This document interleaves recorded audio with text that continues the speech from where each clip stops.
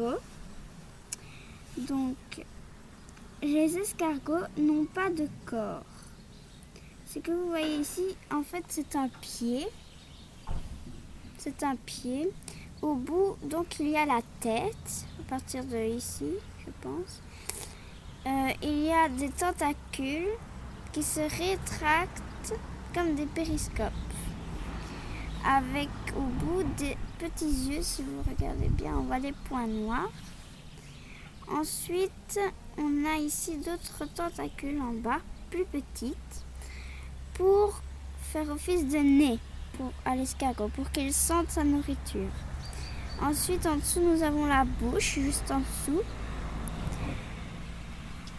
Et les déchets sortent par ici. Donc, les escargots sont plutôt des animaux nocturnes qui laissent du mucus sur leur passage.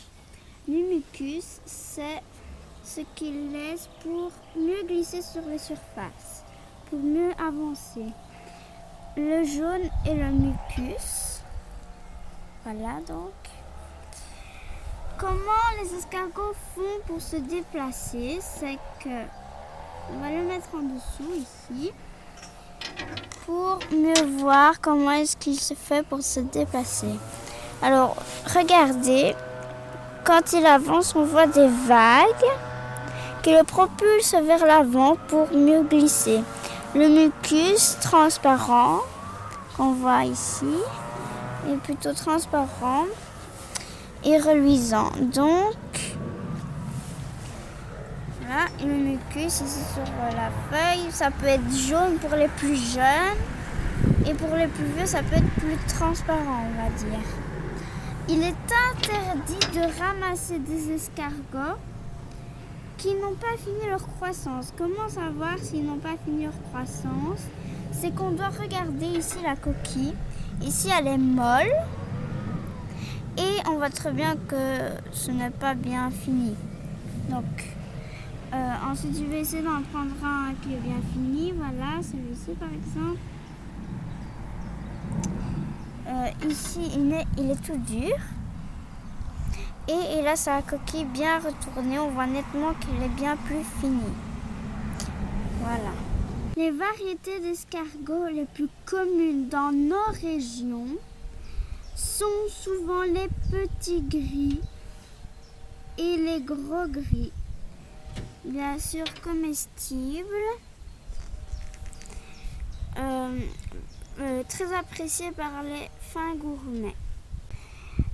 Les escargots sont hermaphrodites. Cela veut dire qu'ils ne sont ni mâles ni femelles, mais les deux en même temps. Ils ont donc, pour se reproduire, ils vont vers le compagnon. Ensuite, ils vont s'échanger les ovules et les spermatozoïdes. Les deux font la même chose, donc les deux fournissent les spermatozoïdes et les ovules. Ils ne peuvent pas s'auto-féconder. Les escargots peuvent se reproduire seulement en lieu chaud et humide. Les escargots sont un peu l'ennemi des jardiniers, mais leur alimentation préférée, ce sont les choux ou les hortensias. J'espère que cette vidéo vous aura appris certaines choses sur les escargots de nos régions. Au revoir et à la prochaine fois. Bye. J'espère que ça vous aura appris. Bonjour.